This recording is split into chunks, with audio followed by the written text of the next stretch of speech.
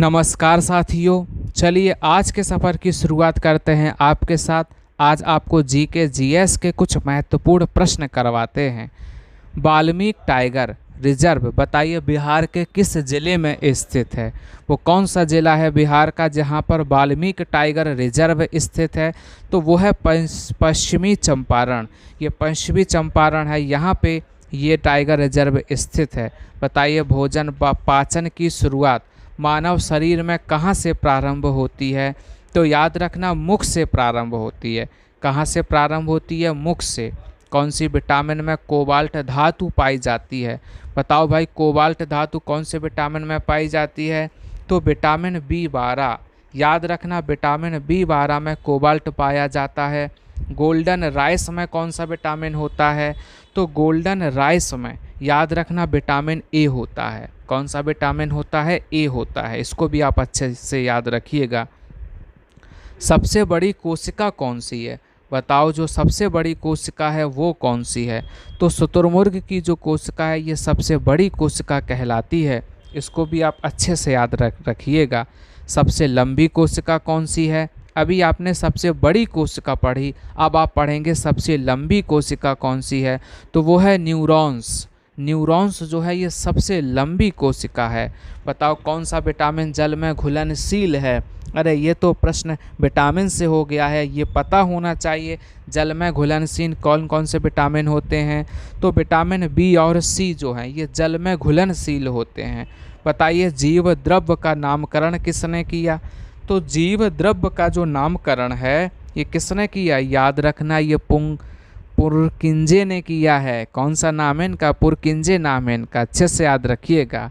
चलिए अगले सफ़र से मिलिएगा भाई। कोशिका झिल्ली किस प्रकार की झिल्ली है? ये जो कोशिका झिल्ली है ये किस प्रकार की झिल्ली है? तो अर्धपारगम झिल्ली है। कौन सी है? अर्धपारगम झिल्ली है। ये कोशिका झिल्ली को अर्धपारगम झिल्ली कहते हैं। प्रोटीन की फैक्ट्री किसे कहा जाता है? ये तो बहुत महत्वपूर्ण प्रश्न है, बहुत अच्छा है। तो प्रोटीन की जो फैक्ट्री है वो राइबोसोम को कहते हैं। किसे कहते हैं? राइबोसोम को कहते हैं प्रोटीन की फैक्ट्री। कोशिका सिद्धांत बताइए किसने दिया? ये जो कोशिका सिद्धांत है ये बताओ किसने दिया? तो स्लाइडर स्वान ने। किसने दिया? स्लाइडर स्वान ने कोशिका सिद्धांत दिया है।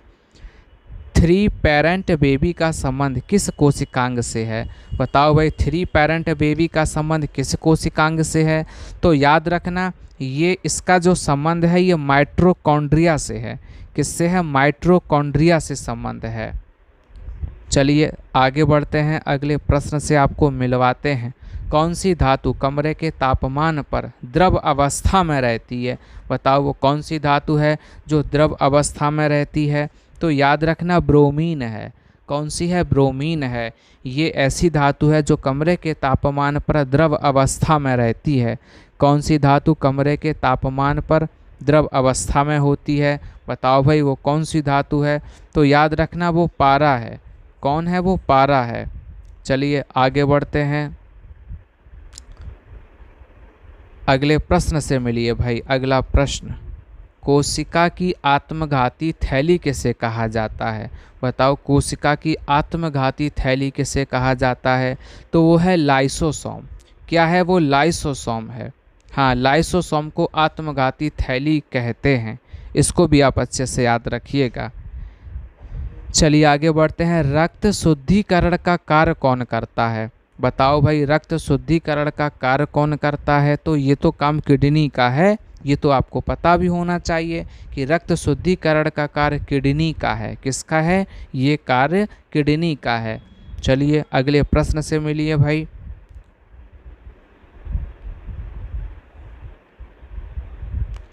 किडनी की पथरी को क्या कहा जाता है? बताओ किडनी की पथरी को क्या कहा जाता है? तो याद रखना जो किडनी की पथरी होती है उसे कैल्शियम ऑक्सलेट कहते हैं। क्या कहते हैं? कैल्शियम ऑक्सलेट कहते हैं। ये कैल्शियम ऑक्सलेट जो है किडनी में जो पथरी होती है उसको कहते हैं। इसको भी आप याद रखिएगा, इससे भी संबंधित क्वेश्चन पूछा गया है एग्जाम में। किडनी की इकाई को क्या कहा जाता है? बताओ भाई, किडनी की इकाई को क्या कहते हैं? तो नेफ्रॉन कहते हैं। क्या कहते हैं? नेफ्रॉन। इसको भी आप अच्छे से याद रखना, किडनी की इकाई को नेफ्रॉन कहते हैं। चलिए मिलते हैं अगले प्रश्न से। कोशिका की ऊर्जा मुद्रा किसे कहते हैं? बताओ, जो कोशिका की ऊर्जा मुद्रा है ये किसे कहते हैं? तो एटीपी को कहते हैं। किसे कहते हैं? एटीपी को। ये भी आप याद रखिएगा। कवक और शैवाल का सहजीवी क्या है? जो कवक और शैवाल है, बताइए इसका सहजीवी क्या है? तो लाइकेन है। क्या है? लाइकेन इसका सहजीवी है। इसको भी आप अच्छे से याद रखिएगा। चलिए आगे बढ़ते हैं, अगले प्रश्न से मिलते हैं भाई। रेबीज का टीका किसने खोजा? बताओ, जो रेबीज का टीका है इसकी खोज किसने की है? आता है तो बताइए भाई। तो याद रखना, लुई पास्चर ने। किसने भाई? लुई पास्चर ने रेबीज के टीके की खोज की है। आगे बढ़ते हैं। पादपों में कोशिका भित्ति किसकी बनी होती है? बताओ, जो पादप होते हैं इसमें कोशिका भित्ति किसकी बनी होती है? याद रखना, सेल्यूलोज की बनी होती है। चलिए आज का सफ़र यहीं तक। आप सभी का बहुत बहुत धन्यवाद।